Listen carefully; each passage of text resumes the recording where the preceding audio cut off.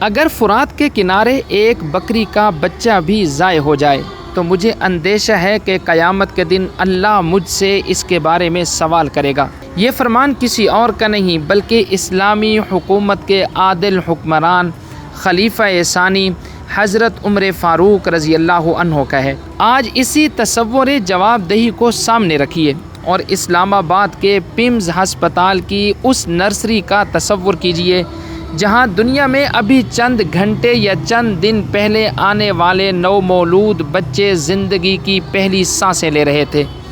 26 اگست کو پیمز کے mother and child health ward کی نرسری میں اچانک آگ بھڑک اٹھی اور وہاں موجود 9 مولود بچوں میں سے صرف ایک کو زندہ بچایا جا سکا، جبکہ 14 معصوم بچوں کی جانیں چلی گئیں۔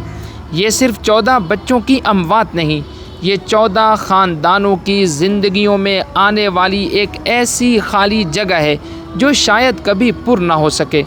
آگ کی حتمی وجہ اور اس سانحے میں کس کی کتنی ذمہ داری ہے، یہ تحقیقات سے طے ہونا باقی ہے، کیونکہ ابتدائی طور پر مختلف امکانات سامنے آئے ہیں جن میں برقی خرابی، آکسیجن پائپ لائن اور دیگر تکنیکی وجوہات شامل ہیں۔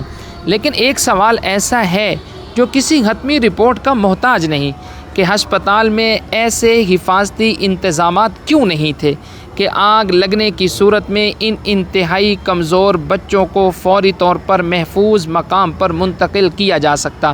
کیا فائر سیفٹی کا نظام مکمل تھا؟ کیا ایمرجنسی راستے قابل استعمال تھے؟ کیا عملے کو ایسے ہنگامی حالات سے نمٹنے کی مناسب تربیت حاصل تھی؟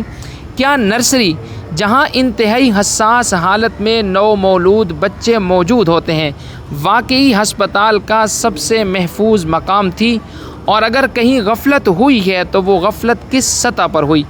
ایک طرف تاریخ کا وہ حکمران ہے جو آدھی رات کو رعایا کی خدمت کے لیے گلیوں میں پہرا دیتا تھا اور فرات کے کنارے مرنے والے جانور کے لیے بھی خود کو جواب دہ سمجھتا تھا، اور دوسری طرف ہمارا آج کا اشرافیہ اور انتظامی نظام ہے جہاں ہسپتال کو 2018 سے فائر سیفٹی بہتر کرنے کے نوٹسز مل رہے تھے، لیکن اس پر کوئی عملی اقدامات نہیں کیے گئے۔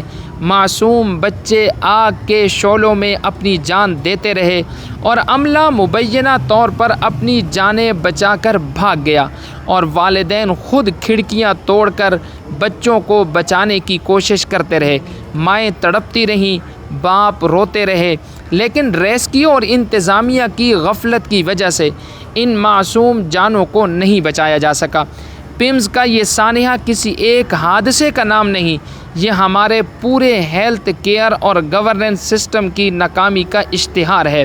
خدارا کمیٹیاں بنانا بند کریں اور اصل مجرموں کو نشان عبرت بنائیں۔ اگر آج بھی پیمز انتظامیہ اور متعلقہ وزراء کا کڑا احتساب نہ ہوا تو یاد رکھیں کہ مظلوموں کی آہ اور معصوم بچوں کا خون اس نظام کو کبھی پنپنے نہیں دے گا۔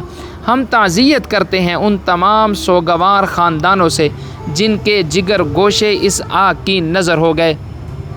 اللہ پاک ان والدین کو صبر جمیل عطا فرمائے، آمین بجاہ النبی الامین۔